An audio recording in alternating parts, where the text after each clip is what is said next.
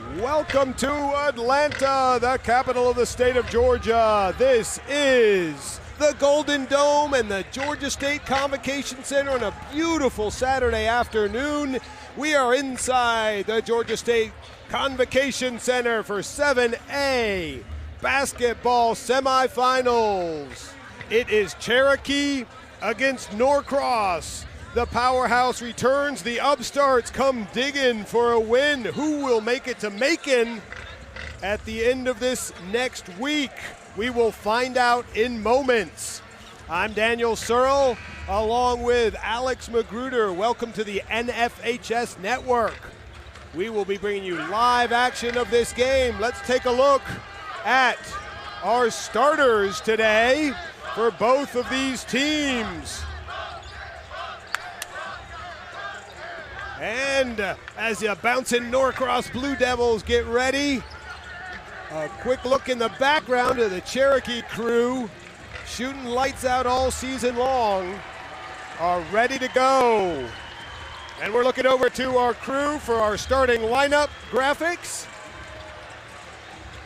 Alex, what are you looking for in this matchup? You know, Daniel, it should be a great matchup between these two teams. Cherokee 24-6, a 3-game winning streak. Norcross, a 7-game winning streak. These two teams are hot, and both of these teams, as I said, coming off of great winning streaks, should be hard to slow each other down, but I think defense is really going to be the main factor in this one.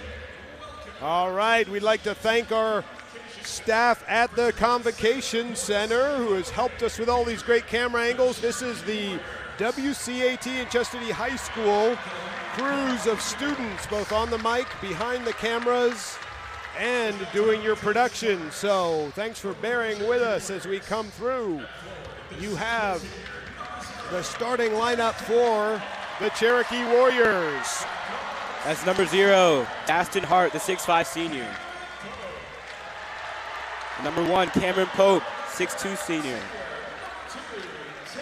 Number 2, Tayden Owens, the 5'11 senior. Number 5, Mason Bennett, the 6' senior. And lastly, number 30, Braylon Giddens, 6'2 senior. And that's the go-to these days, the fake jump, but no.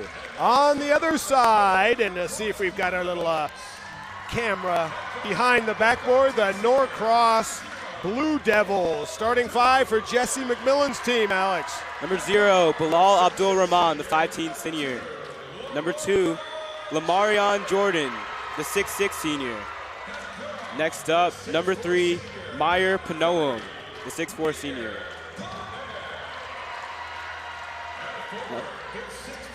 Next up, number 4, Samarion Bond. Lastly, number 5, Toby Ojoku. And there's your lineups, the starting 5 for 7A state semifinal boys, GHSA basketball at its finest. The keys to the game, as we talked to the coaches earlier, the Cherokee Warriors, they need to match the physicality of these Norcross Blue Devils. They want to stay true to their principles on defense, especially of rotations and trapping, and they got to stay connected. We'll talk more about that connection as we go through this game. On the Norcross side, Jesse McMillan said, hey, keep those Warriors out of the paint.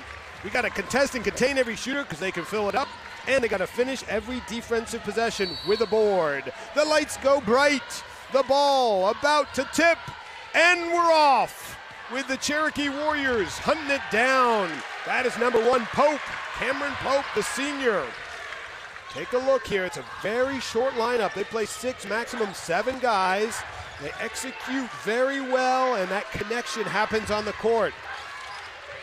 Lots of good movement. Number 2, Owens. Bobbled ball right there by number 5, Bennett. So Norcross doing what they like the most, and it's a push all the way down to the other end. Panoam almost there. He gets fouled. There's a hard foul there by Mason Bennett, and it really goes back to those keys of the game of matching the physicality. Right there at the beginning of this game, we see a very physical play. And now Panoam at the line for 2. And Panoam, he is shooting 79, almost 80% on the year from the free throw line. That first one with lots of noise. Doesn't go. Second one, same spot, front of the rim. The rebound there by Hart, almost picked away, but Warriors in control. Take a look at them in the half court. Screens away, they like to spread the floor, space it out real wide, and a high ball screen. That's 30 Giddens with the dribble drive. Can they keep him out of the paint? As McMillan said, they can't that time, but challenged the shot well. Bounced on the line. Shot clock did not reset. No rim touch. 11 seconds to go. Cherokee ball in deep corner in the G of Georgia State. All right.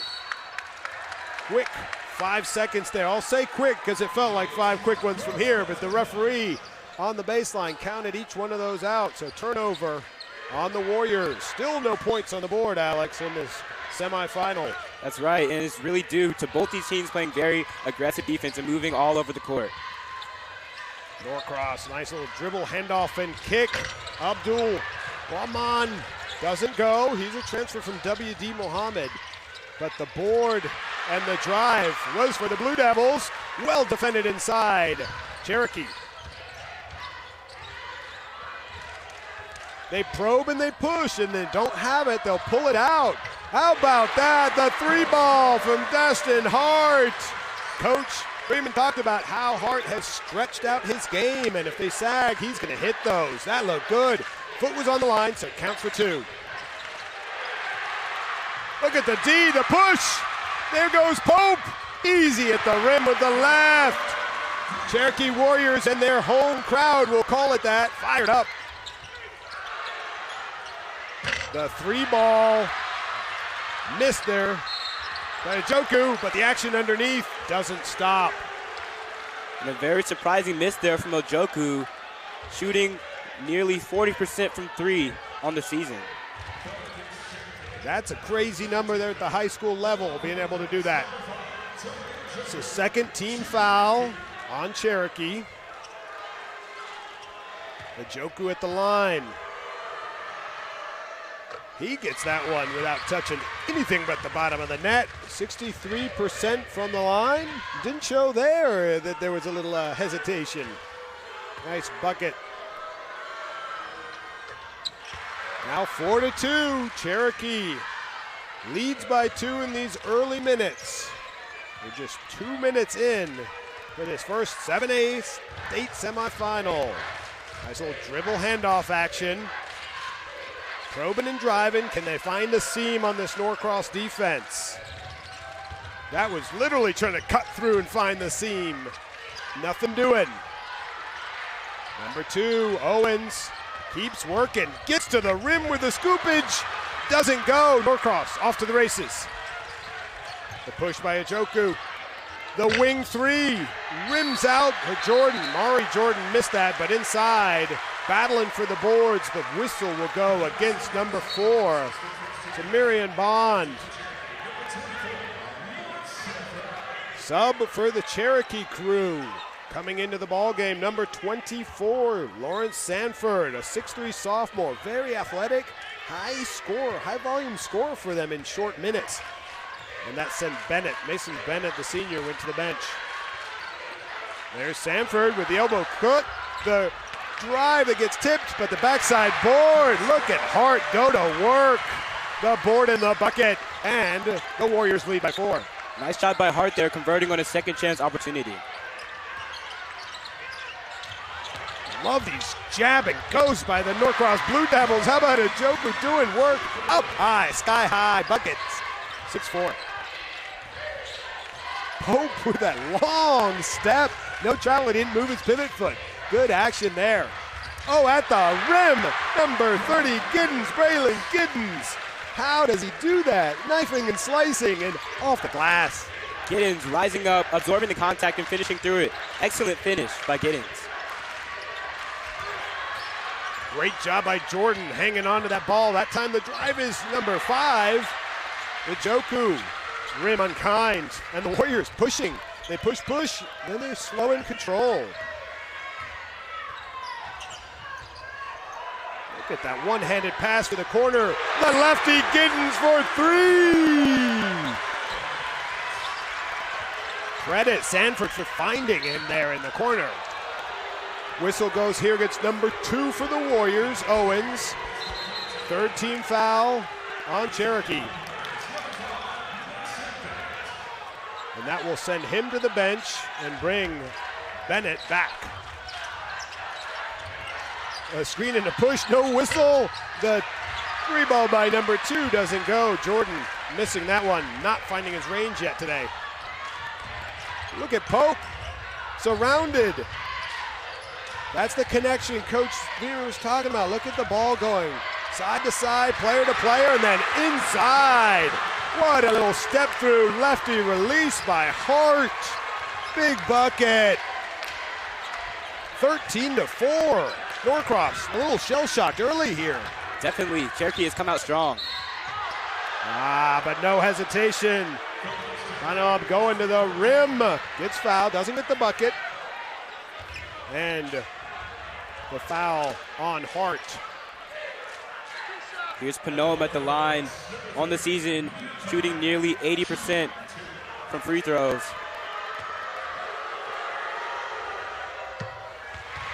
That one goes 13-5 with 3:13 remaining in the first quarter here. That was the 4th team foul this quarter on the Warriors.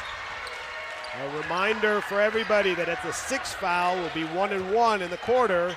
At 8, it's the double bonus.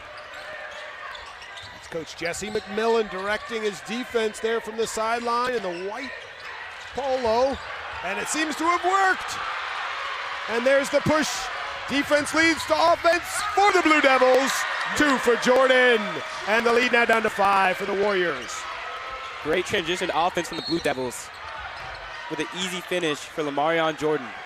And that time it's Ajoku trying to slow the same number 5, Bennett. He can't, except with a foul.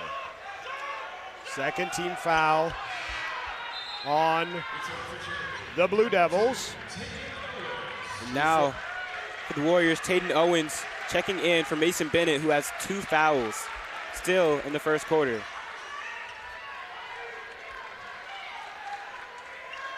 A little pause in the action with the sub. Everything is set now.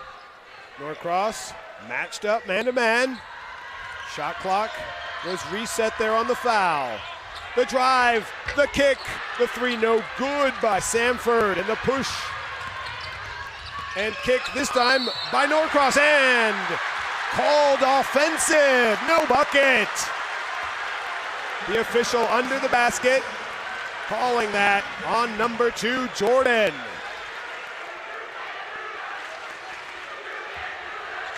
How about that? That looked like it was potentially an and 1, and Cherokee had their feet established in the paint. Draw the charge. Dribble handoff action outside that NBA college 3, and a whistle leads to a walk by Hart. Turnover, Norcross basketball. Good call there by the referee. Hart on the way to the basket, lost his footing, took an extra step. Gonna be a travel every time.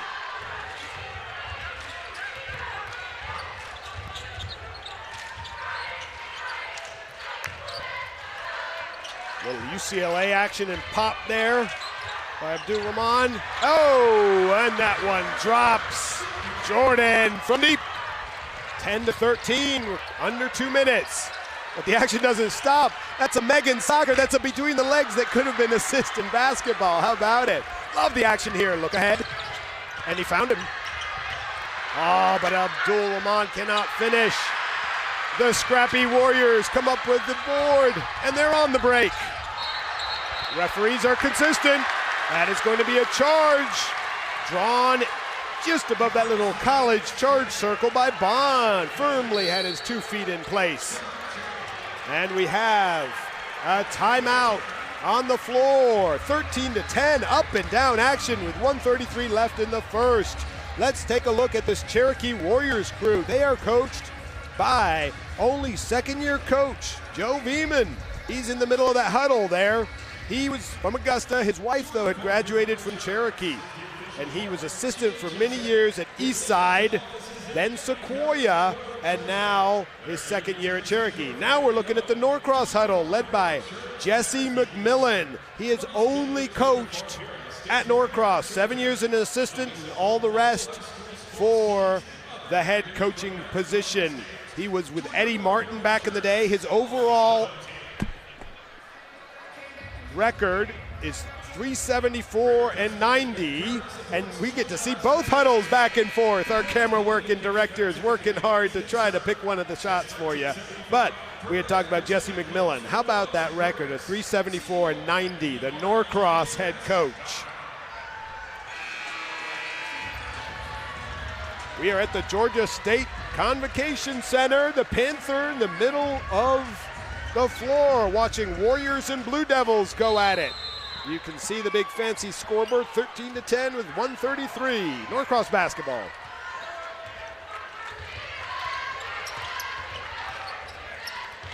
A 1-4 high for the Blue Devils. Cut and then up screen. Good basketball action right there. Gets a look for Bond, but that look doesn't go, and the Warriors controlling the boards. Great interior defense from Dasson Hart, not letting anything easy at the basket. Up fake, gets the defender in the air, but not enough. Oh, three ball off the back of the rim. They've got a leak out by Bond. Don't find him that time, but look at that. Great look across for the corner three. Abdul Rahman knocking it down. Number 0, the W.D. Mohammed transfer, where he's now really learned how to play with some big-time players, not just to be a scorer. And that time, it's a blocking foul. Number 2, Mari Jordan, the senior, will pick up that foul. So 4th on the Blue Devils. And that's a good call by the official. There's just a little bit of sideways action there led to that call. And it sends number 24, Sanford, to the line. He's shooting 2. 35 seconds remain. That's a good-looking stroke by the sophomore. This is somebody who didn't play much last year, but now he's that 6-man in a 6-man rotation, plays about 26 minutes. He can knock down the 3. We saw that earlier. And Coach Freeman talks about him being the most gifted, most talented athlete on the squad.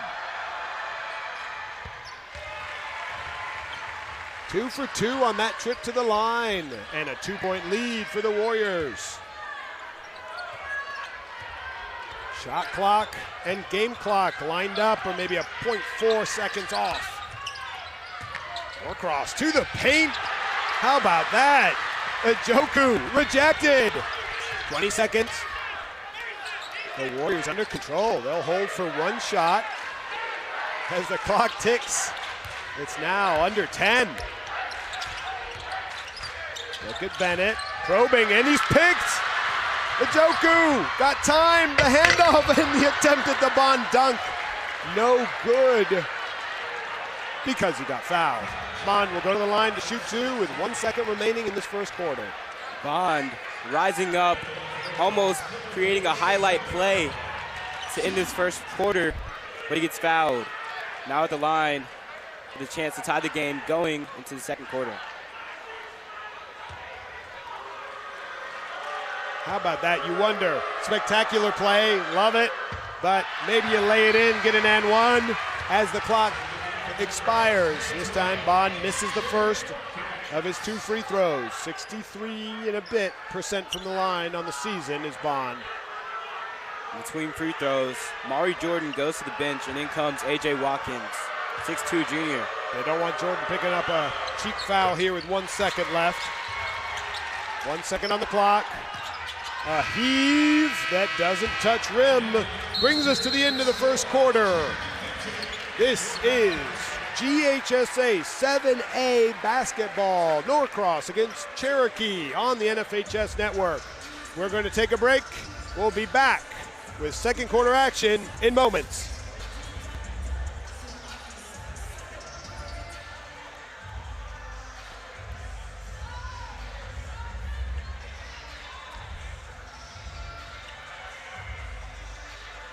This presentation of the NFHS Network is brought to you by Georgia Farm Bureau, With experienced agents in every county in the state, Georgia Farm Bureau knows Georgia. Georgia Farm Bureau, always the home team. And by Academy Sports and Outdoors. Have fun out there.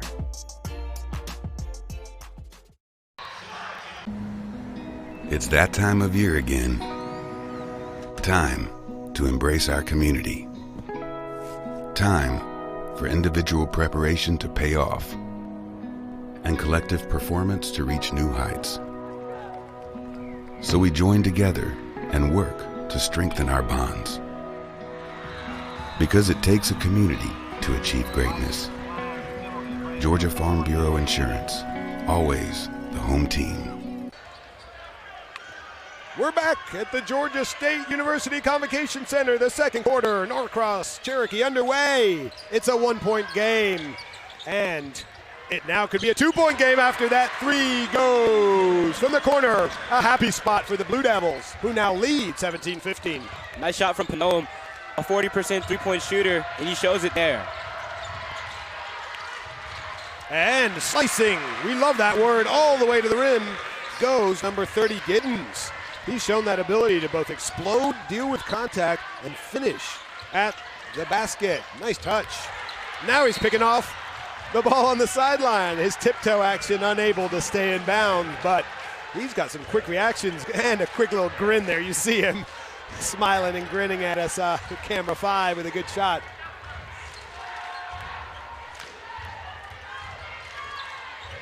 This is Norcross in white, going right to left. The Cherokee Warriors in black, defending their hoop here on the left side of your screen.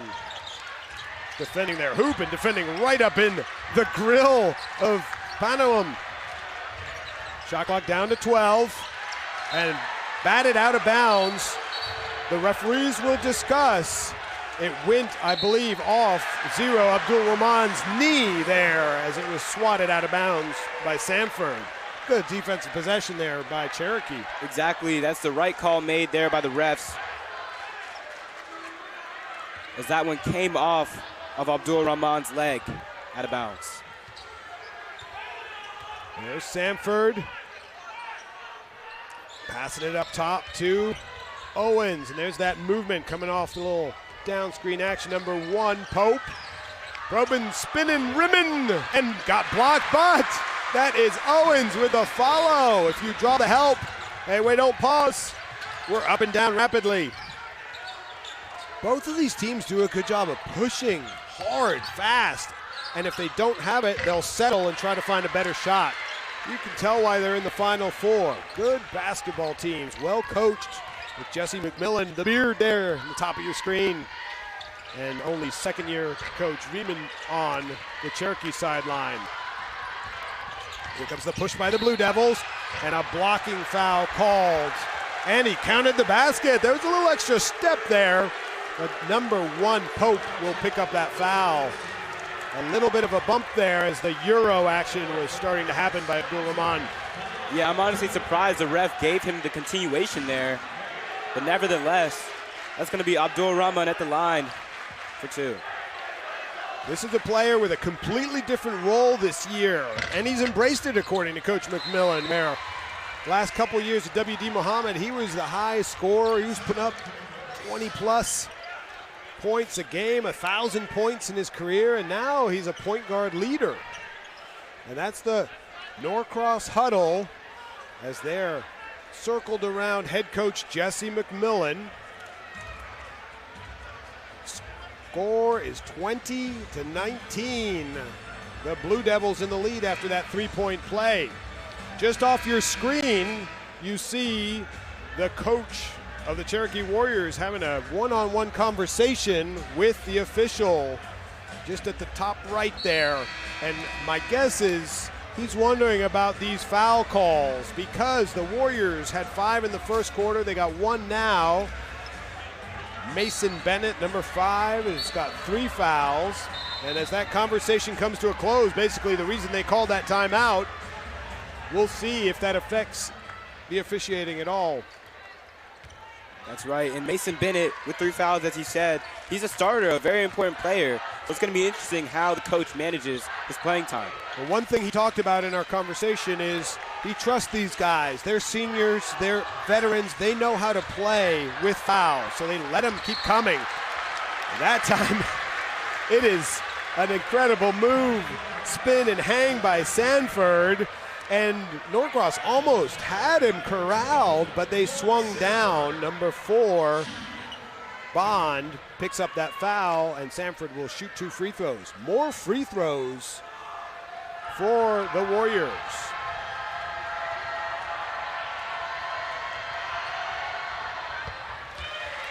Sanford, 5 for 5 in the charity stripe. Ball game tied 20-20. With 5:54 remaining in the first half. You see a large contingent of Norcross students there behind the goal. They were here for the girls' game that just finished, where the Lady Blue Devils beat Buford and earned a spot in the state championship.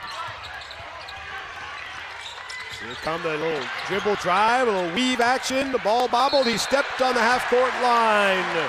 Did number 12, Watkins. And that is a turnover. A.J. Watkins on the attempted save. Can't keep it in bounds. That's going to be a backcourt violation for Watkins. Cherokee with the basketball, taking their time. 21 for the Warriors, 20 for the Blue Devils. There's that drive and extra step by number 1, Pope. 2 turnovers in a row in what has been a pretty clean game so far.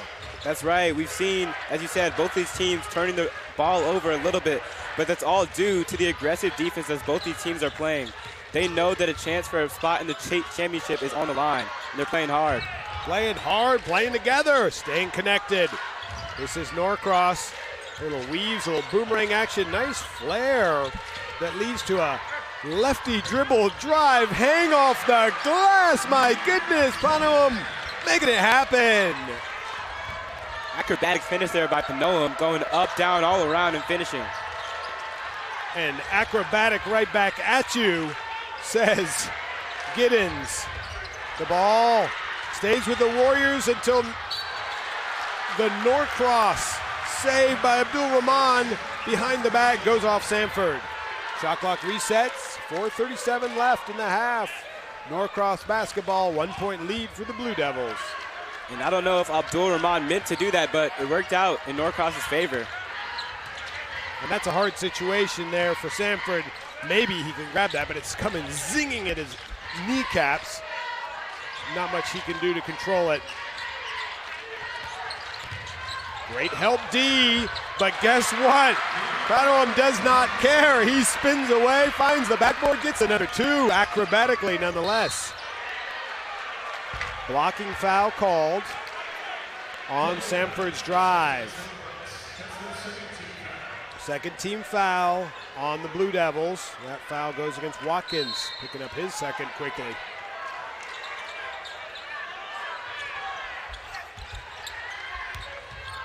High pass coming in.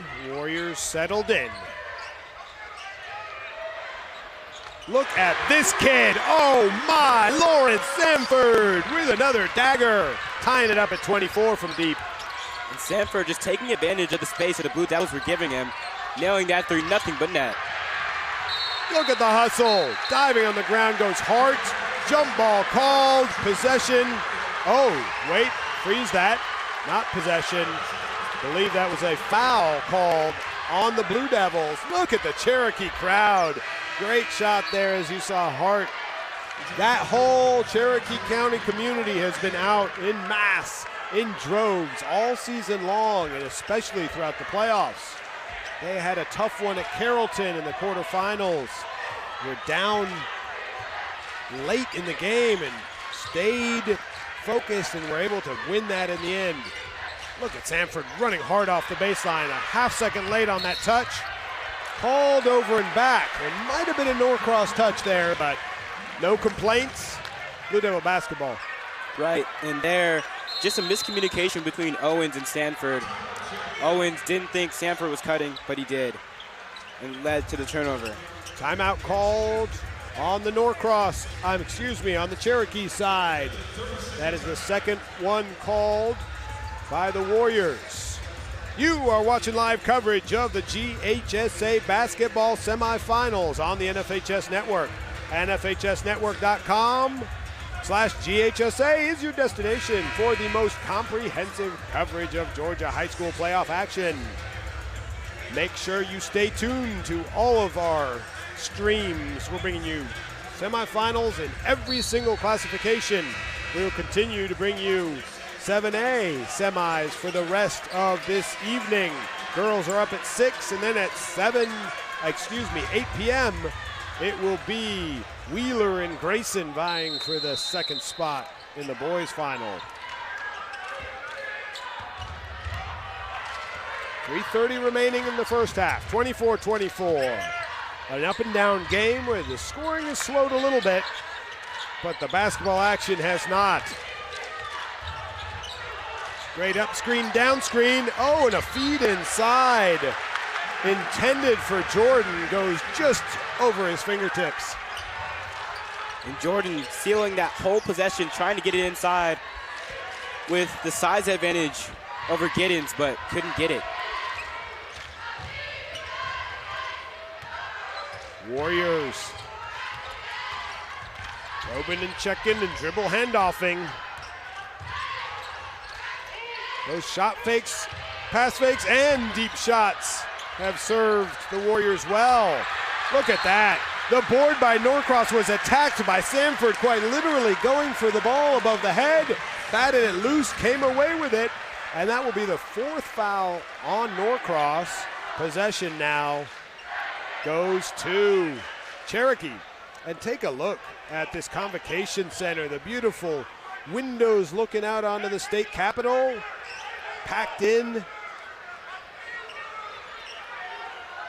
Fans, Cherokee community on one side, the Norcross community on the other, the students here, and the Sanford for three. What? This man is getting it done. Lawrence Sanford is lighting it up from three. That's 2 in a row now, and he's feeling it.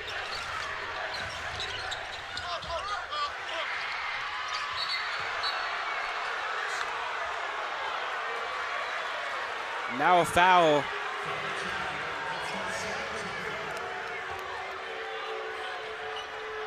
That one gonna be on Sanford, his second of the game.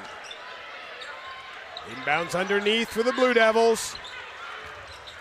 The one dribble pull up is good, it's sweet for Mari Jordan. Warriors hanging on to a 1-point lead, coming up on 2 minutes left in the half. There's that weave and dribble drive kick. The corner three, no good. Look at that. That was a crafty move to bat it off the backboard and secure it. Looked like a bobble, but no whistles. And a block by Giddens. Shot clock at 28. You can see on the sideline, Coach Veman showing some visible frustration, thought a double could have been called on that drive. And it didn't look like he'd had possession, so probably a good no call by the officials. Norcross basketball, the back door, it batted and then touched out of bounds by Jordan. Cherokee basketball, Jordan, he knows he almost had that, but that little fingertip action by the Warriors defense sent it off on a different pace. Hard to grab. There's that 1-4 set. Just give it to Sanford.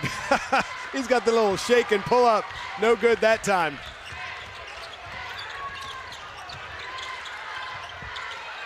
Good action by Abdul-Rahman, but a little too hard off the backboard. And that shot by Abdul-Rahman just a little bit rushed. The three's not dropping now for the Warriors. That one was from Owens. Blocking foul called. That one will go against the Warriors, 0.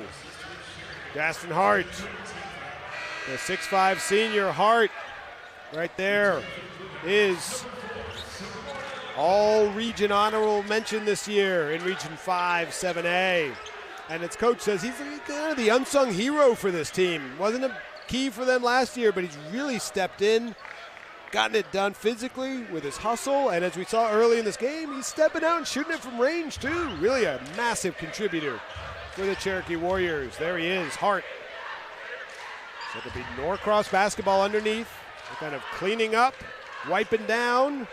That was where one of the players went down. I believe that was Jordan a couple possessions ago. So they're going to grab a towel and take care of that. So just so you know, today's event is available to download. Just click digital copy button under the event player and download your very own digital copy of this event right to your computer.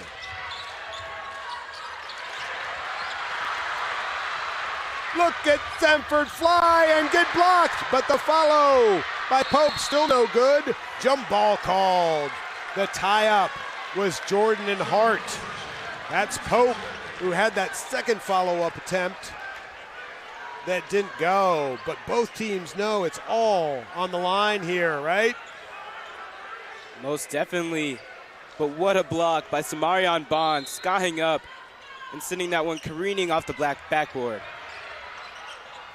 Shot clock at 27-26, plenty of time, under a minute. Look at that little shot fake. Get a guy's hips up and attack him. Spin me, float me, no good. Norcross looking out, but not seeing the D. Doesn't matter. The kick from Panerum. Oh, tipped by Hart. They're going to count it. Look to me from here, we're way up in the rafters, that was a good block. But the official says it was on its way down. Cherokee fans not happy about that one. Very controversial call. But the call is going to stand and give Norcross a 1-point lead with about 30 seconds remaining in the first half. And here we go, 30 seconds on the clock. Shot clock turned off. Sanford with the juke and the tip out of bounds by Norcross. Pace, number 13, dancing around saying, I didn't touch it, man, I didn't touch it. But the call will stand. 24 seconds remain. Coach McMillan basically defending out there also. So we're settled in for the final seconds of the half. Pope in control of the basketball. A 1-2 and off the glass. Called for the travel. We'll say it was a 1-2-3.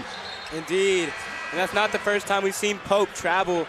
Really has to be mindful of his steps driving to the basket. He's not in full agreement there, but what happens is you take the one step and then a 1-2. That adds up to 3. Good call by the officials. Norcross basketball, 10 seconds. Not picking it up.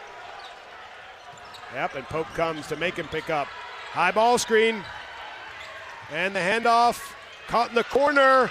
The 3-ball no good. 2 seconds remain. Still time.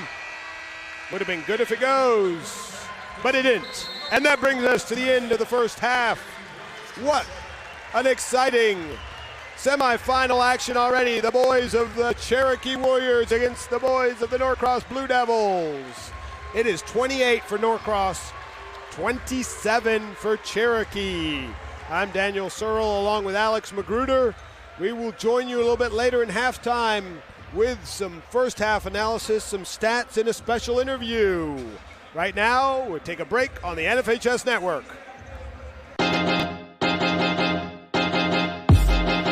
High school sports fans, relive your favorite moments. Just click the shopping cart below the video player to get your digital copy today.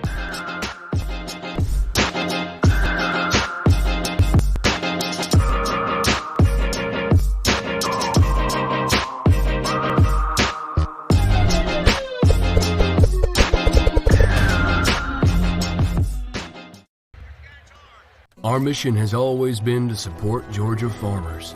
That's why we created Georgia Farm Bureau Mutual Insurance Company, providing financial protection that farmers needed.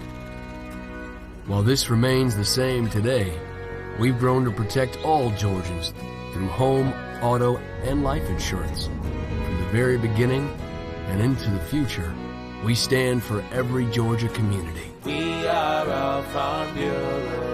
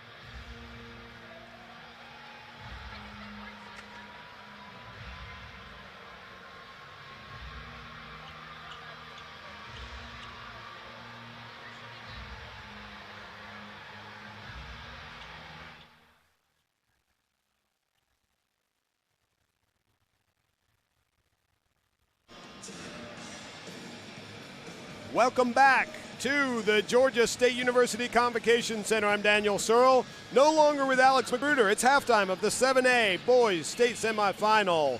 It is Norcross against Cherokee. Norcross 1-point lead. We've got a very special guest joining us today. Coach Archer, Joel, all the action, played against the 7As. You know these teams inside and out. Tell us a little bit about what you saw in that first half for our viewers to kind of break this down. Both teams playing really good half-court man-to-man defense. They both hang their hat on that, obviously, to get this far.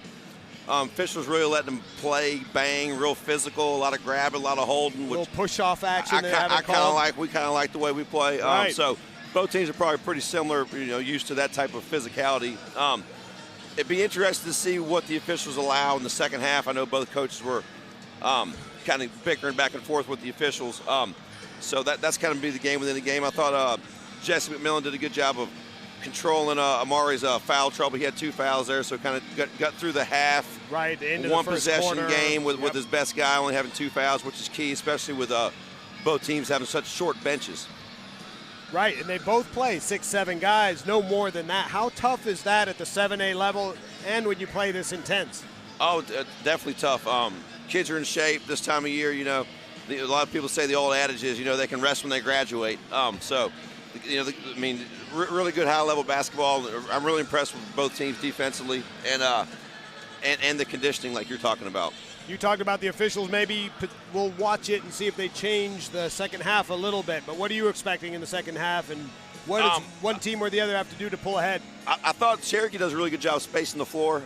They really do a good job spacing. I was really liking their baseline under series, which is really, really simple what they were running, but they're kind of reading the D and kind of either getting the ball in and not turning it over or trying to get a good shot. I thought 24 for Cherokee coming off the bench.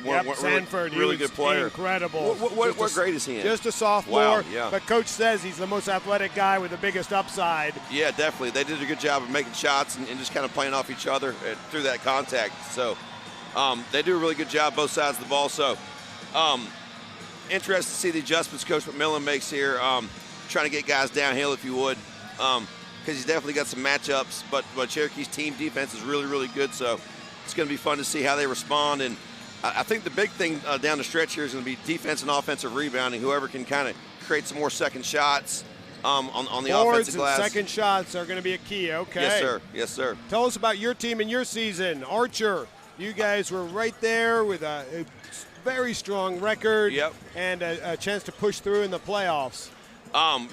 Like I told my kids, it was an unbelievable run this year we made. Even though we didn't make the state tournament, just how good they played throughout the year. We lost like our top 8 guys from last year's Elite 8 team. A lot of them are doing really well in college this year as freshmen. So we got a kid that moved in from Charlotte, and Kamari Holmes, who's a really nice, pleasant surprise for our program. And a lot of the kids that were already in the program, Darian Joseph, Dominic Wright, and Elijah Davis, they just kind of kept getting better, and it was really just, fun coaching them as young as they were and as inexperienced as we were. So we're really excited for next year on what the future holds as we keep getting better and kind of build it more. But, it's been a good run, my 8 years at Archer, and, it's the first time in 6 years not being in the state tournament, but, Parkview played a good game with us in the region tournament. They're a really good team as well. So it's fun, competing at the highest level in 7A and in our league, night in, night out, you got to bring it, which makes it fun. And that's our own version of March Madness, right? The region tournament where an underdog can beat the team that's got the better record and make it to state. Right. Yeah. And it's not a fun moment when you're the one that gets bumped out, but you got to appreciate it. Exactly. But you guys do a great job, man. I love tuning in when I'm watching NFHS games, scouting, all across the state or whatever. You guys do an excellent job. Appreciate you guys, Daniel. Appreciate it. I got one more question Yes, for sir. you. The late game, Grayson and Wheeler. You've seen both of those teams. You played Grayson quite a few times. Yes, sir. What should we expect there, and who are you picking? Put me on the spot. Obviously, 2 high-level teams. I talked to Coach Pierce a lot over there at Grayson. They were using our home court for the entire state tournament run because they had an accident in their gymnasium and they kind of got flooded. So I've been kind of watching them throughout their state tournament run, and obviously playing in them in the region, being 5 miles apart. They do a really good job of guarding the ball. This is part of one of those better defensive teams collectively. They all kind of really guard the ball, and they're really high IQ offensive and defensive guys. So it's going to be a great test. I mean, obviously Wheeler's got the Collier kid, and they got the Page. They got the kid going to Iowa State. I mean, Wheeler's loaded across the board. If Gracie can do a good job kind of keeping that ball in front of him, I think it's going to be a close game, and it's going to come down to the wire. Isaiah's really been playing at a whole nother level these last 4 or 5 weeks. So, I mean, it's going to be exciting. The venue here at Georgia State, I mean, can you believe how nice this place is? If we can take a look, Rex, at camera 12 or camera 3 there. Yeah, I mean, the venue's unbelievable. It is spectacular, right? And great to do it here. First year in the Convocation Center. Yes. There's another angle there, but both the staff here has been incredible. Right. The floor is really nice. The lighting that kind of makes the court pop. Yep. And locker room space, incredible hospitality. And yes, you're right. A venue with a view too. Yes. I don't know. Do we still have the view of the state capitol that we can show them? You can see the Georgia Domes, Mercedes-Benz, I should say, the state capitol. You can see everything from here. It really is amazing what they've done with this place. The parking's unbelievable. Turner Field, being right next door. Pretty easy. That's the Convocation Center there in your foreground with the Georgia State logo and the Golden Dome and Atlanta skyline behind it. So great call bringing the GHSA here for the 7A state semifinals. Coach, appreciate your time. Yes, sir. Your appreciate insight. you, Daniel. Yes, sir. You got 2 great games here. Georgia High School does an excellent job, and we'll keep it rolling, baby. You got appreciate you, Daniel. We'll be back with second half action very, very soon. We got about 2 minutes left on the halftime clock. We'll see you there on the NFHS Network.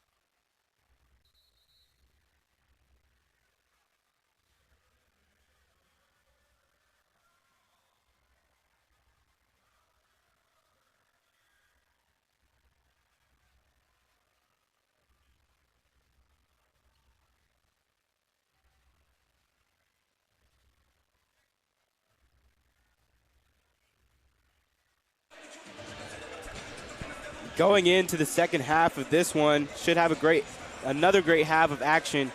Leading scorers for the Warriors, that's going to be number 24, Lawrence Sanford with 10, and number 30, Braylon Giddens with 7. And for Norcross, leading them is number 3, Mir Panoan with 9. And next up is Abdul Rahman with 6. And Norcross with the basketball and the 1-point lead. It's a deep 3 by Jordan that doesn't go. So this is what it's all about. One half to determine Who goes to the state championship in Macon? Cherokee with the basketball, wearing their black uniforms, black bottoms, coming at Norcross in the white here on the left side of your screen. Dribble, and good D that time. Reached around by Ajoku, tapping it out of the hands of Giddens. Shot clock at 20. Pope stretching that inbound. There's been 1 5-second call already in this game, but a nice slice to the rim. Look at that. It hangs and drops for Owens. We got a whistle and a warning on the Cherokee bench. In the meantime, number 2, Owens, you saw him with a little back cut, catch and finish. That ball hung for an eternity on the backside of the rim before it dropped in. How about it? That's right. Owens rising up, finishing over the tall defender. Back tip is called a foul. Giddens pleading his case, but as the spin by Jordan happened, the foul on the reach-in is the first against Cherokee in the second half. Nice quick inbounds play and a quick release by Jordan. The lead the lead now back to 1 possession.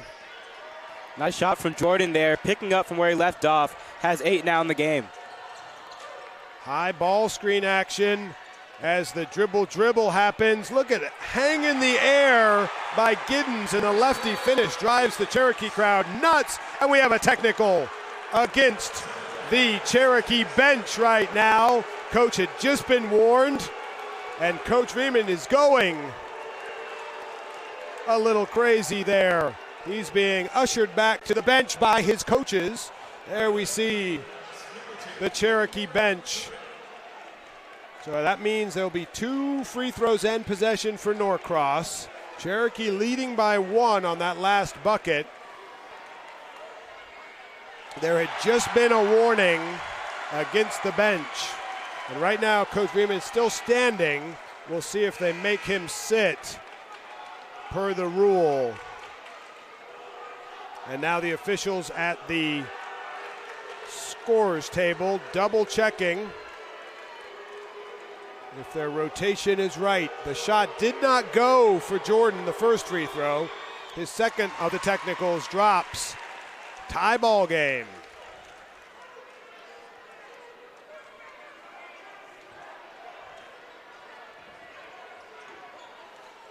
Norcross basketball. That kind of slowed down the start of this second half with a tech. Coach Riemann now sitting down off your screen on the left. Norcross looking to move the ball, see if they can get downhill and get to the basket right there. Big swing by Owens. Will be a foul called, and that wasn't Owens, that was Hart. Hart saying, I only hit the basketball.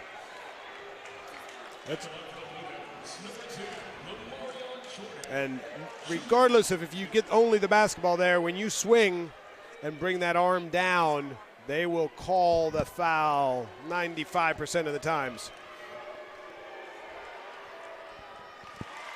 Another free throw good for Jordan. Lots of free throws to open up this second half. Taking a quick look. There's the drive and the swing, a lot of ball, but like we said, you bring that arm down, the officials are going to call it. The second free throw drops for Jordan. Norcross shot 66% from the line in the first half and now shooting 75%, so a good improvement. Still early. That was the man in the first half. He tried to start the second half with a 3, but it doesn't go for Sanford. Norcross going to each side of the court before going down the middle, but a charge is called against Bond. Great work by Hart. Established and taking the hit, going down hard, but it's a turnover against the Blue Devils. Possession to the Warriors.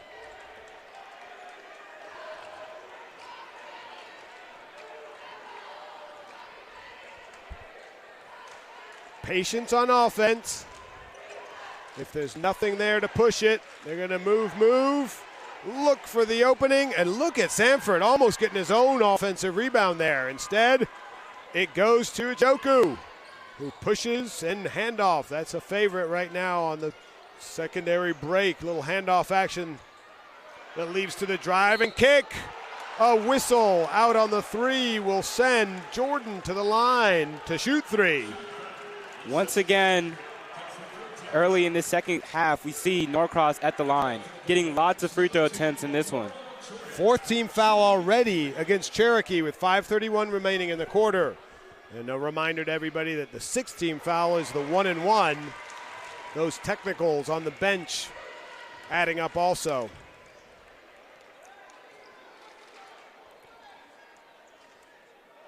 Second of the 3 free throws, no good. But it has been Jordan living at the free throw line to start this third quarter. And that one drops. 35-31 with 5:31 to go in the third quarter. Norcross leads. The Warriors' offense seems to have not stagnated, but the movement has slowed, and it's hurting them as Norcross is able to double and get a steal right there. Another foul on the Warriors.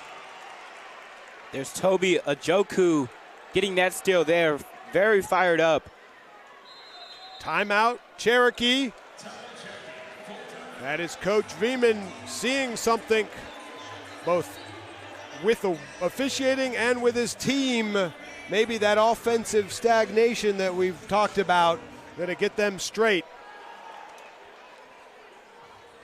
7 free throws already for Norcross in this quarter. Not even 3 minutes in to the third quarter. Norcross living at that free throw line and taking advantage of it, where they now have eked up to that 4-point lead. Just a reminder that Coach Veman of Cherokee received a technical, and he now must sit for the rest of the game. He can sit on the bench, but he has to stay seated. He cannot stand coach and be demonstrative there. And how about technicals and coaches this year? Later tonight, the 8 p.m. game, Larry Thompson of Wheeler will not even be in the building. He received 2 technicals, a bench tech, and then a direct one in their quarterfinal game at North Gwinnett. He had to, the round of 16. That means he has to sit 2 games. So he sat the quarterfinal game. The Wheeler Wildcats won that. And then his assistant, Coach Shep, will be at the helm again tonight. Interesting. And there, Coach Larry Johnson for Wheeler would only be able to come back and coach on the bench if Wheeler advanced to the state championship. So something to keep an eye on.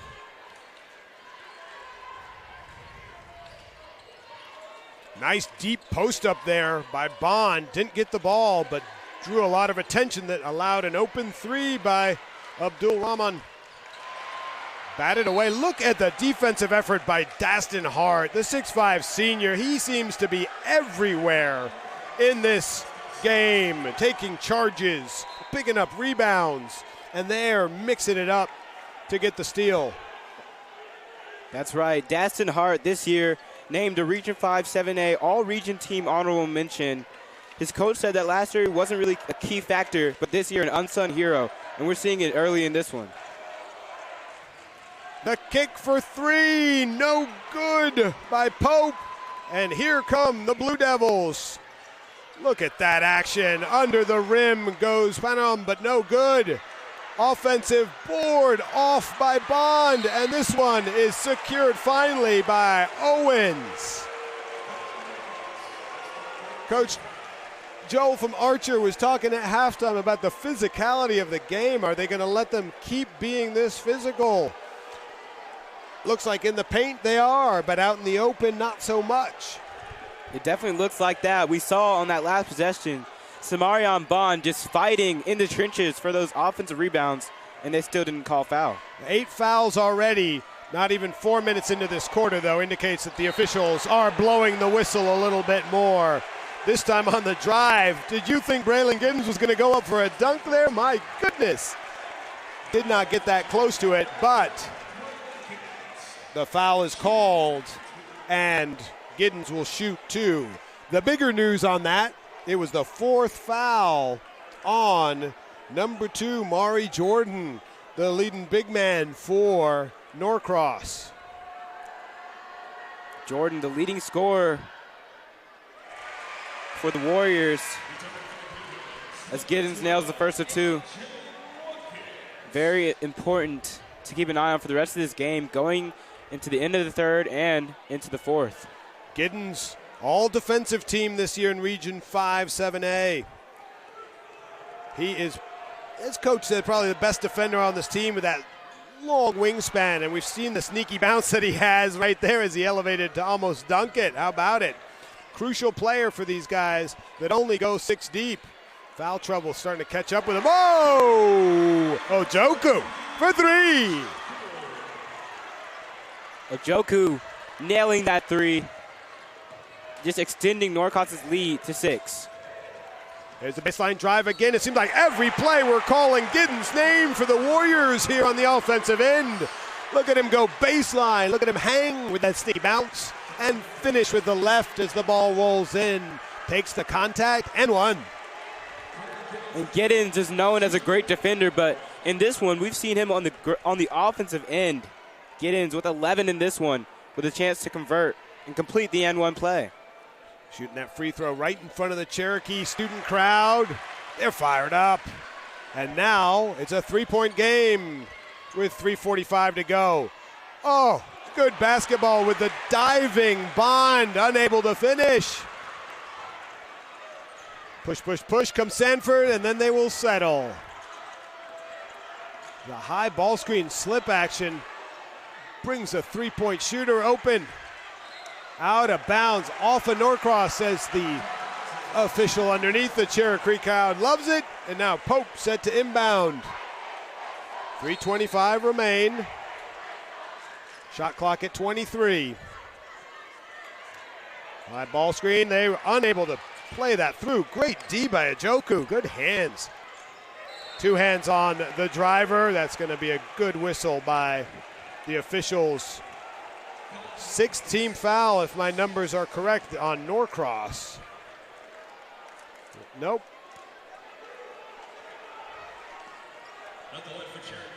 Shooting 1 and 1, so yes, 6th team foul on Norcross.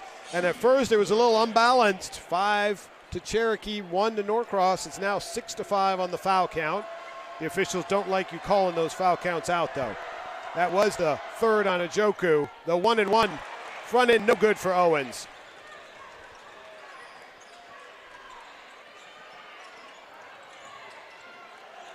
Drive, kick, corner 3, front of the rim, no good. Cherokee, led by Owens. Looking, crossing, driving, kicking. And the whistle and the point says Warriors basketball, out of bounds, shot clock at 26. And man, has Ojoku been all over the place defensively. We see here, there, getting a deflection, sitting out of bounds. Nice dive down the middle by Sanford, and the finish. They spread them out. They dove down the middle. Easy bucket. Sanford, 1-point game.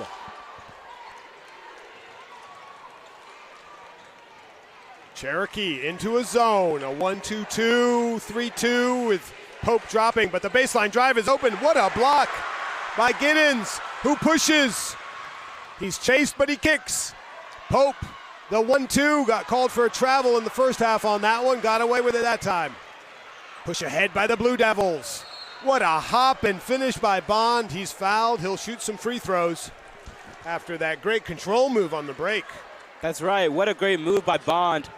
And Bond, a guy who stands 6'4", pretty hard to do. But Bond, a guy with a lot of athletic ability, showing it off there. Bond is a guy getting a bunch of D2 looks, some D1s. He kind of exploded and came onto the stage at the Arby's Classic, the Christmas tournament that the Blue Devils went to up in Tennessee over break. He's somebody who really has gone full circle, where he didn't play that much early on in his career. Now, 31, 32 minutes, the guy who doesn't come off the floor. They need him. And the lefty delivers.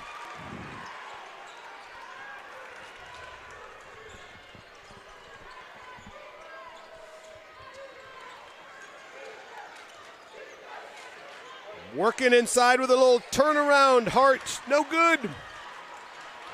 The Blue Devils pushing, slicing, and Bond again. Oh, wow. The contact in the air. He doesn't care. And one. Look at Bond go.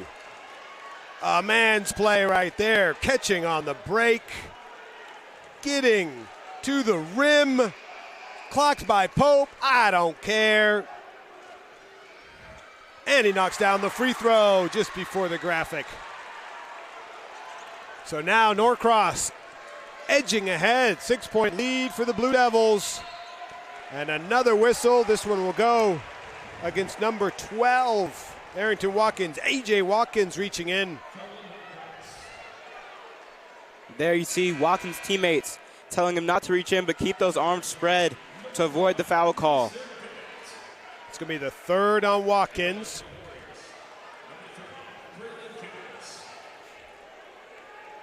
Tayden Owens, number 2, is off to the bench, catching a breather before the fourth quarter starts. And back in is Mason Bennett, number 5, off of your screen. Bennett coming back in after sitting with foul trouble. First one good. And the second free throw also drops for Giddens. 4-point game under 2 minutes. Third quarter about to come to a close. Visit to the Centraplex and make it on the line here. Little circle action, drive kick, 3-ball. Rolls no good. Samford being strong with the board as he was hounded. The push by Hart and the settle by the Warriors. Oh my, leaves his feet, still finds an open guy. Giddens, he's dominated this quarter for the Warriors. There he is again, can he hit the 3? No. Norcross says, thanks, we're off to the races. Oh, he saw his teammate ahead. That is the work of Samarian Bond on the boards, getting buckets. He has basically the last 7 for the Blue Devils. And getting those last 2 off the offensive rebound. Getting in front of the rim, a little short there. Watkins is leaked out. There he is. Push ahead 3, no good. The 3-point line unkind to these teams this third quarter. 30 seconds left in the third. 6 seconds off between shot clock and game clock. Pope waiting. They're trying to grind it down. It's now shot clock at 10. Pope to Giddens. The screen and roll. Popped out. Norcross hit it. 5 seconds to go on the shot clock. Actually foul called. The foul is on number 12, Watkins, his 4th. Double bonus situation here. Norcross over 8 in the quarter. We'll send Giddens to the line to shoot 2. Giddens went 2 for 2 his last time up. He's missed his last 2 3-point shots. Just a little short.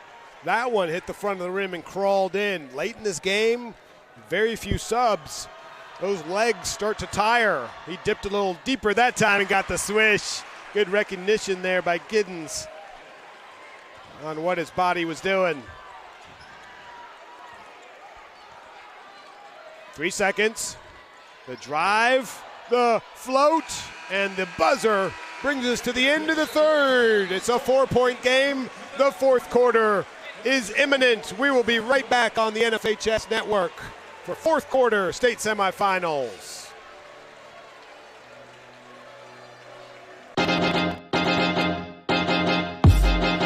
High school sports fans, relive your favorite moments. Just click the shopping cart below the video player to get your digital copy today.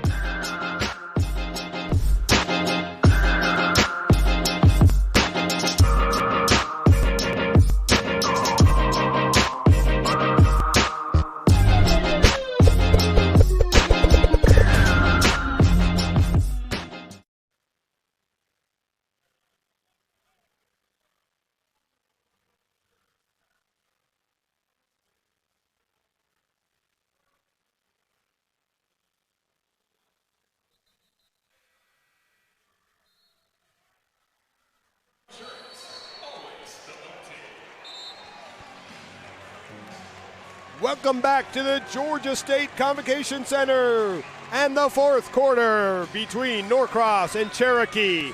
4-point game, 8 minutes to go. That was an interesting quarter where Norcross went 8 for 10 from the free throw line, but they also picked up a number of fouls. Watkins with 4, Doku now with 3, and Jordan with 4.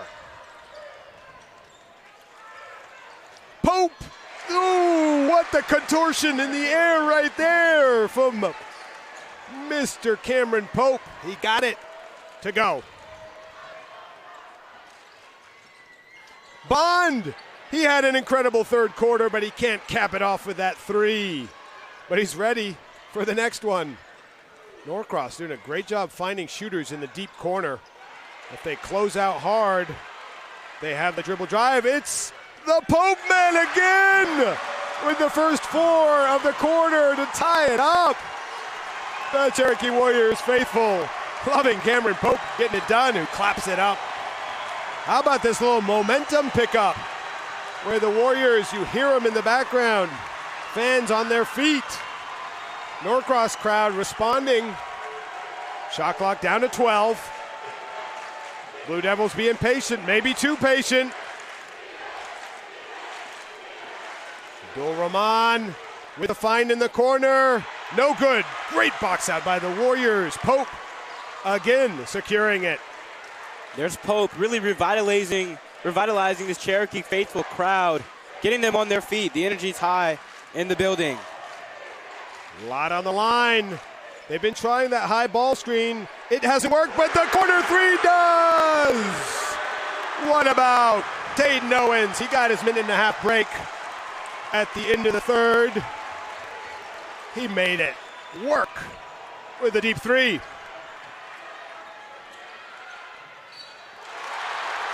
Flying through the air, number 3, Mir Panem. He got a little bump. A block called, 3-point play. Panem will shoot the and 1. First foul on the Warriors this quarter. And a sub here. Mari Jordan back into the game. A.J. Watkins going to sit with 4 fouls. And Jordan comes in with his 4 fouls. Panem knocking it down. We have another sub. This will be 0. Hart will leave, and back in comes number 5, Mason Bennett for the Warriors. And Bennett enters the game playing on 3 fouls with 6 minutes left in this fourth quarter. So lots of fouls here on teams that do not go deep into their bench. Bennett finds Pope, 3 ball. Little too strong, and it's Bond. Board, push, up high, and down it goes. What a look. Abdul Rahman to Panem. But wait, here come the Warriors right back. It feels a little out of control, and it is. Bobble, bobble, not that much control on either side, and the officials will slow it down with a whistle. Let's take a look back at this. Scoop up high, bam! He caught it kind of low, but was able to reach over and finish. What great action by Norcross on that break. And now we all get to catch our breath. Alex, timeout. 2 left for Cherokee, 3 for Norcross. 5:30 remaining in this game. That's the Norcross huddle. And you can hear the chanting from the Cherokee side. Fans in the stands enjoying their time. What's going to happen for these last 5.5, Alex? Well, we've seen both teams really, their offense ramping up. Norcross up by 2, 50-48. I think it's really going to depend on defense. We saw Cherokee go into that little 2-3 or 1-2-1 zone. Maybe they'll go back to that, but I think whichever team ends up getting stops is going to come out with the victory in this one.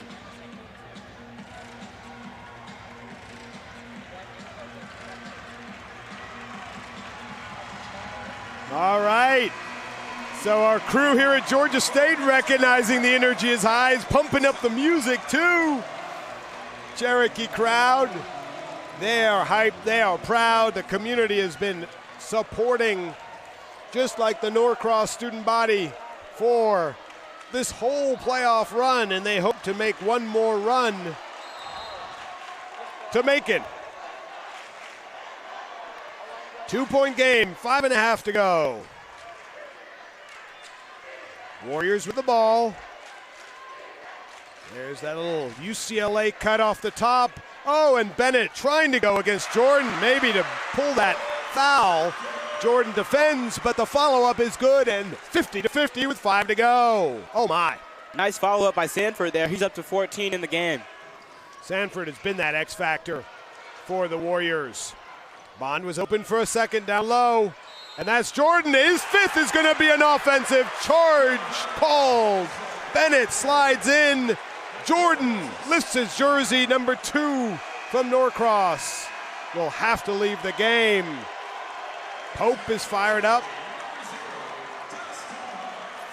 Bennett took the charge on Mari Jordan, who had just came back in. He will take his spot at the end of the Norcross bench. Not very happy with that turn of events. So we have our first person who is fouled out of this game, and it is Norcross's leading scorer, Mari Jordan. Warrior basketball, tie game. But A.J. Watkins, who came in for Jordan, also is playing with 4, so one more, he'd be fouled out as well. And out of bounds called. That time, Giddens rejected the screen, crossed over and attacked. Back tip from Norcross sends it out of bounds. Shot clock at 22. Hart can hit that, but he'll be patient. Giddens got a one-on-one. Can he get downhill? No, great D that time by Watkins. Not great D there, or even better move, shall we say, by Owens, who finishes on the other side of the hoop. Oh, my.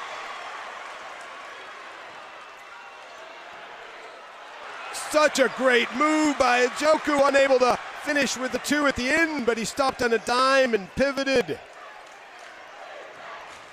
Njoku had both of his defenders take flight, just couldn't nail the close shot. 15 on the shot clock. There's Sanford, been somewhat quiet, took an extra step, and they called it. Traveling on the Warriors. Sanford got bottled up there with nowhere to go. They track back on defense now with Norcross looking to tie it up. 3:54, 2-point game. Who goes to Macon?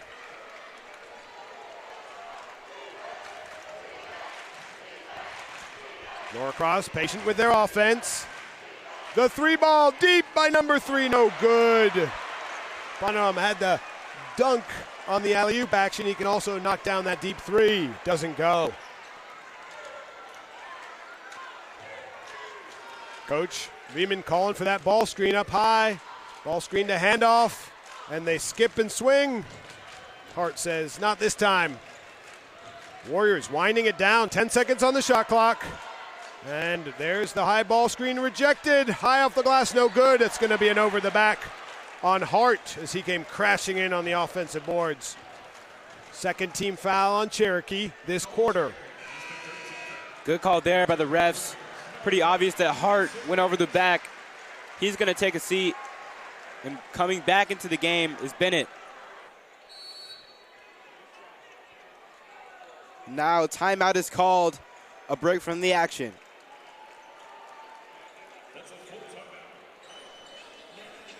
(52-50). Cherokee Warriors leading this Norcross Blue Devils team by 2 with 3:08 remaining. Just so you know, today's game is also available for all subscribers via the NFHS Network Live mobile app on your Apple and Android devices. Download the app from Apple App Store or Google Play Store today and start watching games wherever you are. Even if you're in the middle of the Cherokee student section, they're still oh, back at you, says Norcross. Gotta love it. Okay. You gotta love high school basketball. Both sides getting after it. Even Gideon, our producer, is doing a little dance up here in the booth. Got to put a little plug in for our broadcasting crew. These are all high school students on cameras, doing the replays, running the switchers, even announcing, right, Alex? That's right. And this, honestly, as cliche as it might seem, is what it's all about, right? 3 minutes, 2-point game, state championship visit on the line.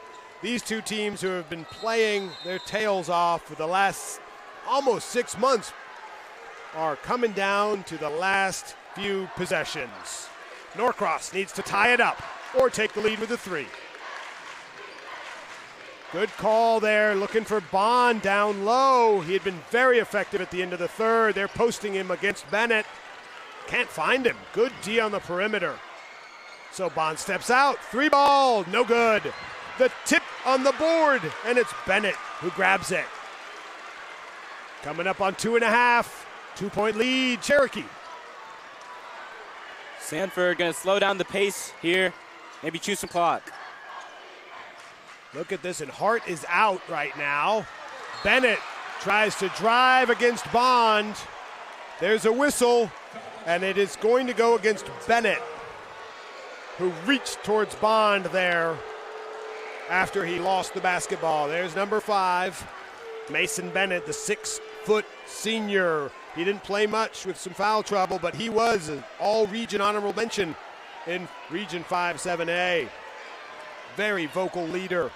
So important to have on the floor, says Coach Freeman. Look at the weave and the handoffs and the open drive baseline. Wait, Pope recovers. But guess what? That is Panama who doesn't care. I will slide past you and over you to score and tie it. 52-52 with 2 to go. Now Panone with 16. He leads his team in scoring. Again, winding down the shot clock, the Cherokee Warriors are. Both elbows occupied. They feed Pope.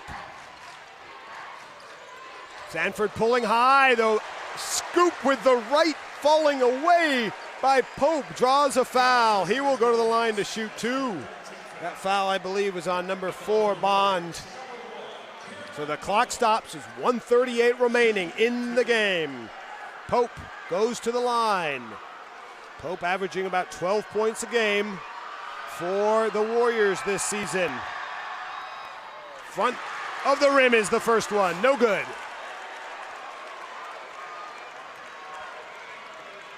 This is a kid who averaged about 20 points a game last year. His game changed a little this year as he shared the basketball more. But we saw him step up in this fourth by knocking down that free throw and opening up kind of that little barrage, mini barrage of scoring for the Warriors at the beginning of the quarter. Oh my, I've said that 3 times and we'll probably have a couple more to go, but it's a 1-point game with 1:25 remaining. Let's go. Almost tipped away, it is, and Sanford grabs it. He Euros, he passes. Oh, and clocked is Owens. Coaches say don't give up easy layups. That's what happened there. You want to say good foul. But what an unselfish play by Sanford. He could have taken the layup himself, but he unselfishly handed it off. And smartly, right? Because his next guy coming through had a, we thought, a little bit better opening. That was the 4th on Njoku. That's why these 2 free throws are happening for Owens. He rolls, crawls the first one in. The tension mounts, the pressure is real. Owens says, yeah, I got this. 2-point game. Cherokee faithful in the background, counting on it. Oh, off. No good. 1:10 left. Norcross with plenty of timeouts. Coach McMillan calling chin from the bench. And little handoff. Shot clock rolling. An open look inside. The Bennett challenge is not enough, and Panama gets the bucket, and now Coach McMillan calls the timeout. It is 54-54 with 48.3 seconds remaining. Timeout Norcross. So at this point, Coach McMillan setting up his defense.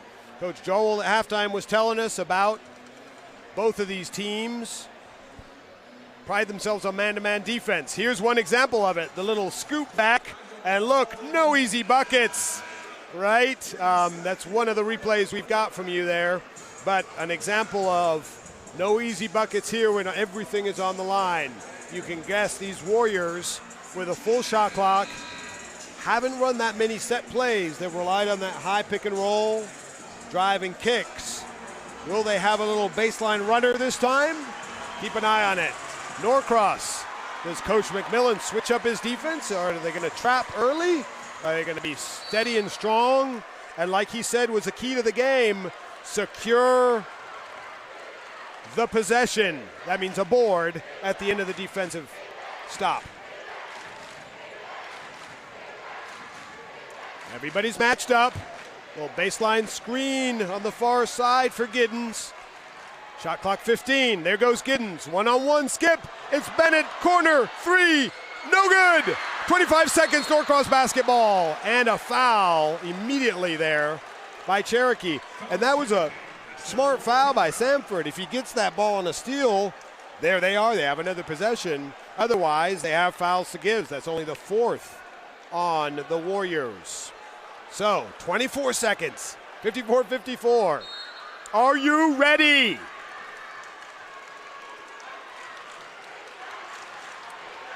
Njoku brings it up. He's got Bond sitting at the top of the key. The whole Convocation Center now on their feet. Bond taking time. 8 seconds. No shot clock. To the rim. Benham gets fouled.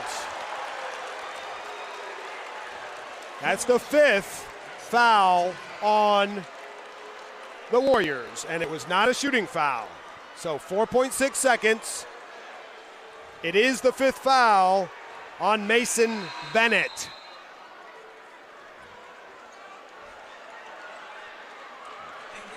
We're waiting to see what evolves here.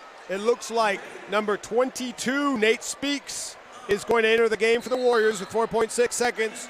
They already have Hart out and Bennett out with 5 fouls. On the other side, number 2, Mari Jordan, is sitting with 5 fouls for the Blue Devils. One timeout left for Norcross, one left for Cherokee. 4.6 seconds on the game clock, all tied up. So the ball should be inbounded underneath, kind of on the A of Georgia State, under the basket, defended by our crew of Cherokee Warriors. Our crew of Norcross Blue Devils are going to look for something at the rim. Maybe draw a foul, maybe get a bucket, and expect, if anything goes through the rim, an immediate timeout by Cherokee. So, big bodies for Norcross. Bond, who came in hot at the end of the third, beginning of the fourth, we know can really go at these guys. The sub we talked about, number 22, Speaks, the senior. He is somebody who almost didn't make the team at one point. But guess what? He's an extension of the coach on the court, and he's guarding the ball. You see him bouncing around. Here it comes. That's tipped away, out of bounds. Less than a second goes off the clock. The long arms of Nate Speaks, the 6'5 senior, running some time off the clock. Underneath, bobbled, out of bounds. Warriors basketball. That's a tough situation for Norcross because the pass to Njoku came literally on the baseline under the basket. So it will be Warriors basketball with 2.2 in a tied game. The officials will look to see if they add any more time on the clock. A timeout, Cherokee, their last. Norcross has 4 fouls. There's a chance that they will give one here. Cherokee needs to realize that, and do you go into a shooting motion immediately? That's one option. The challenge here versus the NBA or the WNBA or even college women's basketball, you cannot advance the ball on this timeout. So Do you go for your Valpo play from back in the NCAA tournament days and you're throwing it long with shooters streaking?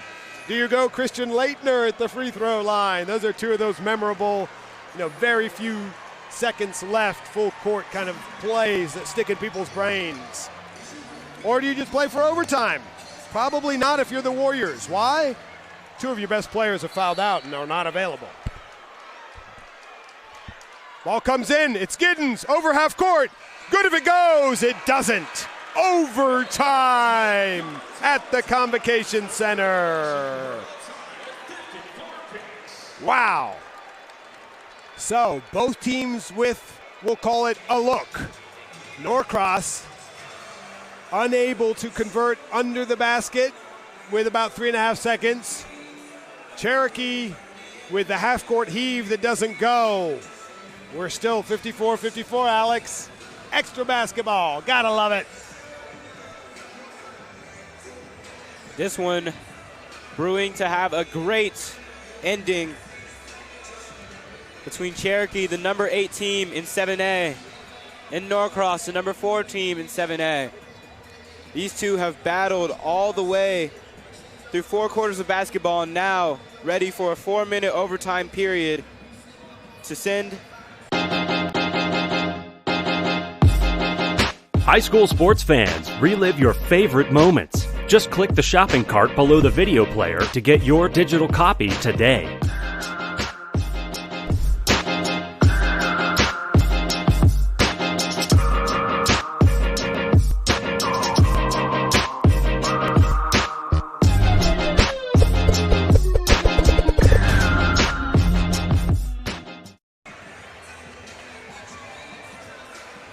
And this is it, 4 minutes of overtime at Georgia State University. Cherokee, Norcross. The officials set to toss it up for the jump ball, and it is Mr. Bond and Mr. Speaks. Speaks gets it, but taps it out of bounds. It will be Blue Devil basketball. 4 minutes to go. The clock did not run after that. It was gone right out of bounds. So Norcross in the white. Their top scorer, Jordan, is out with 5 fouls. Cherokee in the black, defending right now. Top 2 players, Hart and Bennett, are out with 5 fouls. Yes, we've had a few of those in this game. The slip by Abdul Rahman, and then the scramble. It's called jump ball. And listen to this, because the tip by Speaks at the jump went out of bounds. Norcross got the ball. They got the first possession of the overtime. Now the ball goes to the Cherokee Warriors.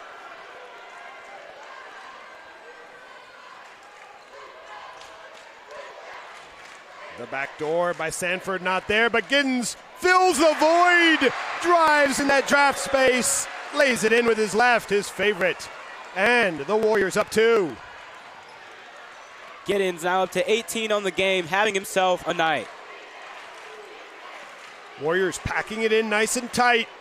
The three-point line hasn't been good, but the drives by Bond have for Norcross. What a man finish right there by Samarian Bond. Giddens and Owens. There's our guy Pope to Giddens. That 3 looked good. Nobody blocked out Sanford. New possession.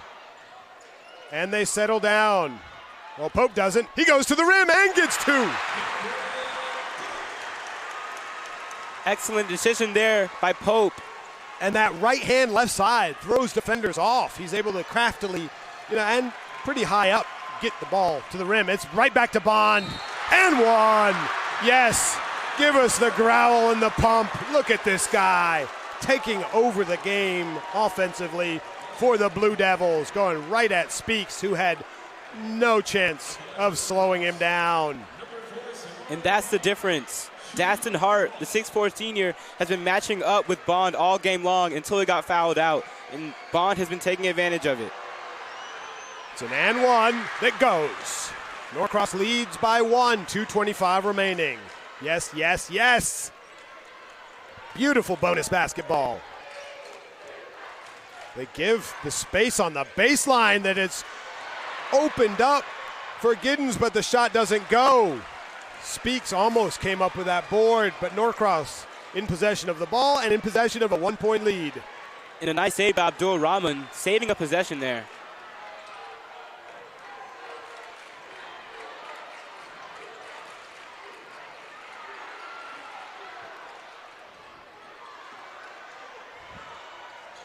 Bond off the front of the rim there. He's a little farther from the rim than he'd been earlier.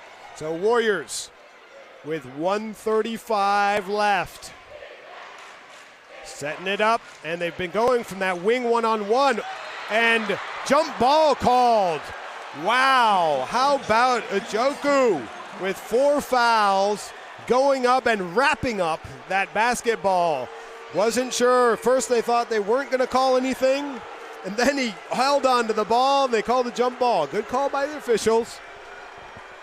Third change of possession arrow in this overtime already. You see Joku on the left side of your screen kind of leaning over. He got kind of knocked there on that play, but it doesn't matter.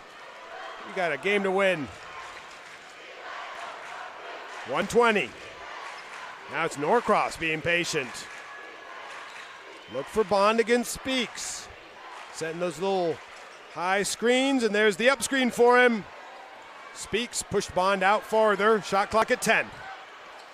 The kick to Joku. Shot clock at 5.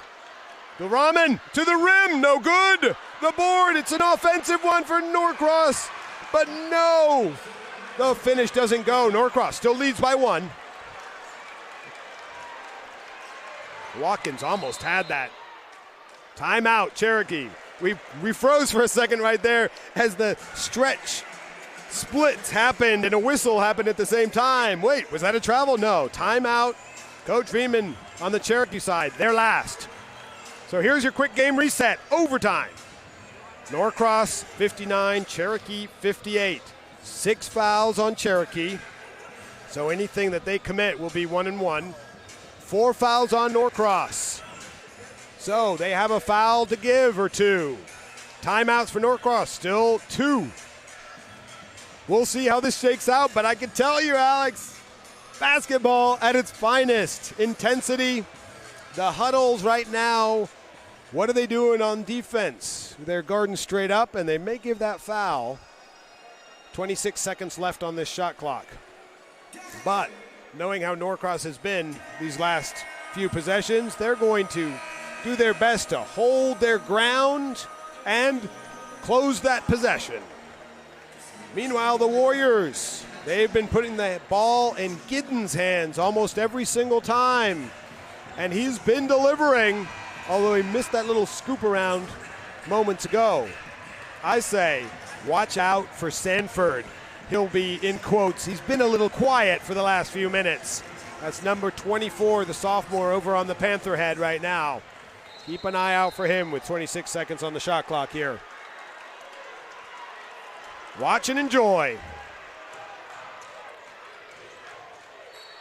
And that was Sanford to the rim. He is fouled by Abdul Rahman. That will send Sanford to the line for 2. And that is only the first on 0, Abdul Rahman.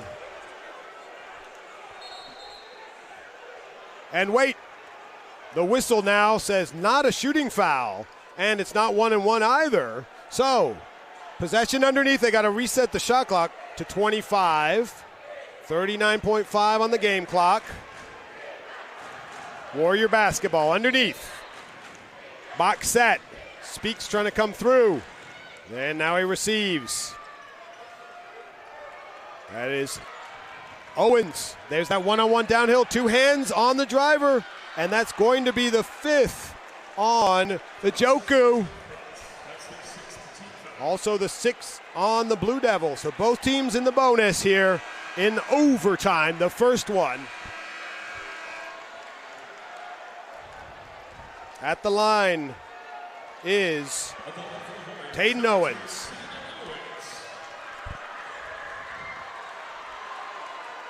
So, can you make your free throws?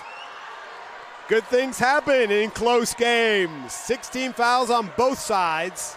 No timeouts left for Cherokee. Owens.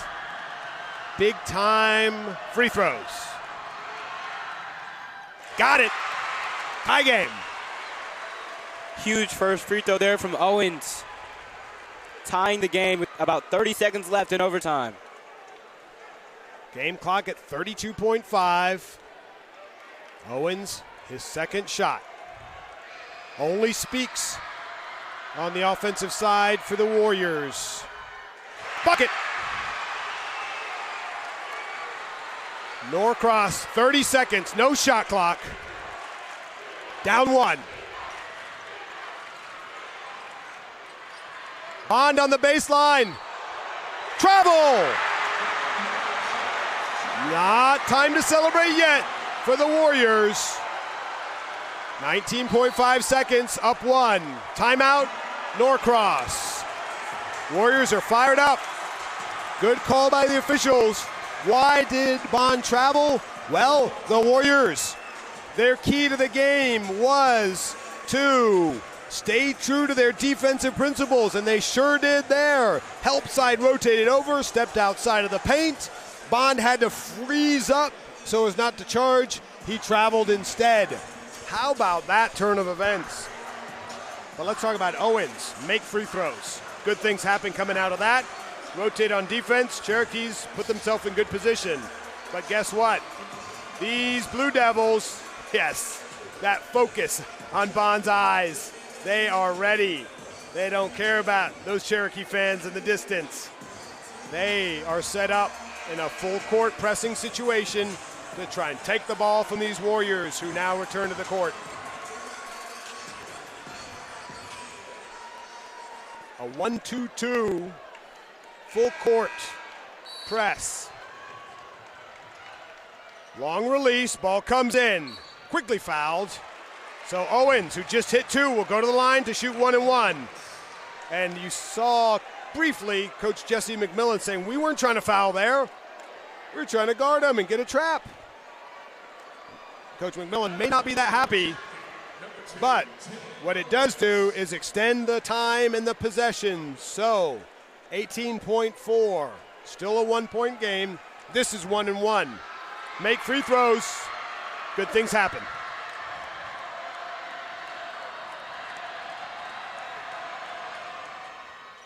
Owens. It rolls in. The front end. They love it. Yes, that hit every part of the orange before dropping. Owens just so composed at the line on his last two trips. His second free throw of the 1 and 1. Good. All the Warriors back. The clock doesn't stop until somebody touches it. No shot clock. 18.4 in overtime. Down 3. 3 takes a 3. Doesn't go in. Ball bounced quickly, but we have a whistle underneath. And a foul is called on Giddens. That'll be the 7th team foul. Not a shooting foul, but 1 and 1 for Norcross. 2 shots, says the official right there. I'm not sure why, but 2 shots, free throws. And we can have a whole philosophical discussion later when we have time. Do you foul to shoot 2 when you're up 3? Or do you let him take it? This worked out somehow that it was a foul. And they missed the second one. That was number 13, Pace, into the game. Made the first, missed the second, and the rebound went to Samford, who got fouled. And there he is, the sophomore, number 24, shooting free throws. 11.1 seconds. Hit them both, and it's a 2-possession game. Hit 1, Norcross is down 3. Miss it, who knows what's up? And Samford on the line, thinking about it as the officials try to clear up some numbers at the scorers table. We remind you that Coach Vayman from Cherokee is still sitting down from the technical he received back in the third. Samford, the sophomore. Good. 3-point game, 11 plus seconds. And here it comes. Oh my.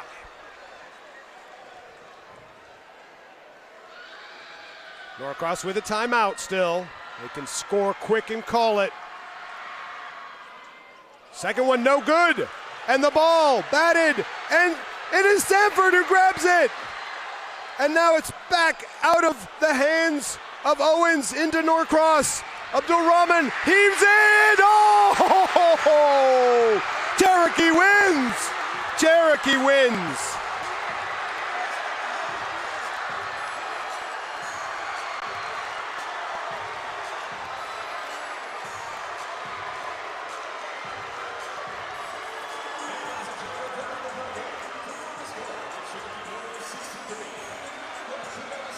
Wow. What just happened?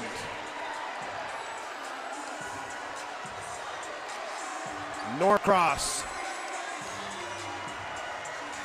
perennial state champs, bow out in the semifinals to the, shall we call them, upstart Cherokee Warriors in overtime, 63-60. What a game. Sportsmanship and handshakes, but desperation on one side, joy on the other. And for us watching and calling this game, unbelievable basketball. Let's watch how it all came to a close. Free throws. He had just hit one. Now Sanford missed it. That's Speaks who gets a hand on it. Sanford almost has it. There it goes to Owens. Look at the Norcross defense hounding them. It pops out, they have it. Tipped again. Yes, and Abdul-Rahman. Oh, that goes in. We all fall out. But that's the way to battle till the last second. Ridiculous. Look at the community, the cheerleaders, the team, the joy of these Warriors. They will take on the winner of Wheeler and Grayson at 8 p.m. tonight. And we are working to see if our sideline reporter, Kate Harley, can talk with Coach Riemann from Cherokee. He's in the middle of hugs right now, so it might be a challenge, but we're working on it. In the meantime, Alex, Norcross, an incredible season. That cost them when Jordan fouled out on the charge with 5 fouls, yes? That's right. Overall, Norcross had an unbelievable season. 23-4, ended the season before this loss on a 7-game win streak. So lots to build upon. Just an unfortunate loss in this one. Very unfortunate, but the credit goes to the Cherokee Warriors.